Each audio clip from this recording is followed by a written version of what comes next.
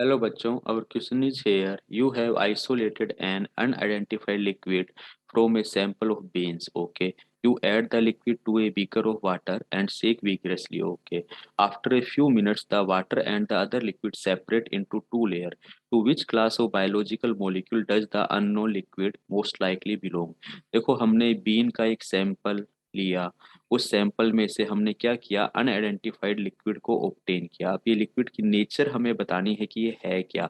इसको हमने क्या कर दिया, इसको हमने कर दिया मिक्स्ड, इसके साथ में वाटर के साथ में।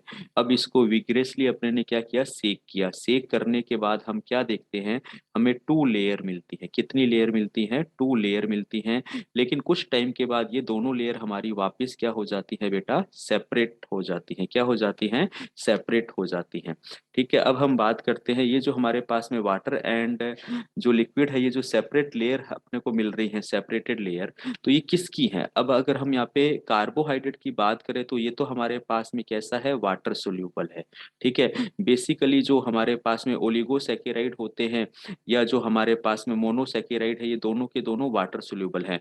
अगर ये हमारे पास में पॉलीसैकेराइड होता जो कि वाटर इनसोल्यूबल है, लेकिन हम जब इसको सेक करते हैं तो ये टूट जाता। तो टूट कर किस में बदलता, ओलिगोसैकेराइड में बदलता या मोनोसैकेराइड में बदलता। तो ये वाटर सोल्यूबल होता। कैसा होता, वाटर सोल्यूबल होता, यानी कि हमें टू लेयर तो नहीं मिलती। तो ये ऑप्शन तो हमारा हो नहीं सकता। लिपिड कंप्लीटली और कंप्लीटली कैसा होता है बेटा, वाटर इनसोल्यूबल होता है। अब जब ये वाटर सोल्यूबल नहीं है, हर कंडीशंस के अंदर इनसोल्यूबल है, तो ये हमेशा क्या देगा बेटा, टू लेयर के अंदर हमें रिप्रेजेंट होगा। एक तो हमारे पास एक्वस फेज की लेयर होगी और एक नॉन एक्वस फेज की लेयर होगी। जो कौन बनाएगा, ये लिपिड बनाएगा। तो ऑप्शन बी हमारा यहाँ पे सही जाता है। वहीं एमिनो एसिड्स की बात करें, प्रोटीन जो हमारे किससे बनते हैं, एमिनो एसिड्स के, और ये हमारे पास में वाटर सोल्यूबल है। तो यहाँ पे भी ऐसा नहीं देखने को मिलेगा। और एंजाइम्स के लिए भी वही बात आ गई कि एंजाइम तो बने ही किसके होते हैं, प्रोटीन्स के। और प्रोटीन जो है मोनोमर यूनिट उसकी एमिनो एसिड से, जो हम क्या देख रहे हैं, वाटर सोल्यूबल देख रहे हैं।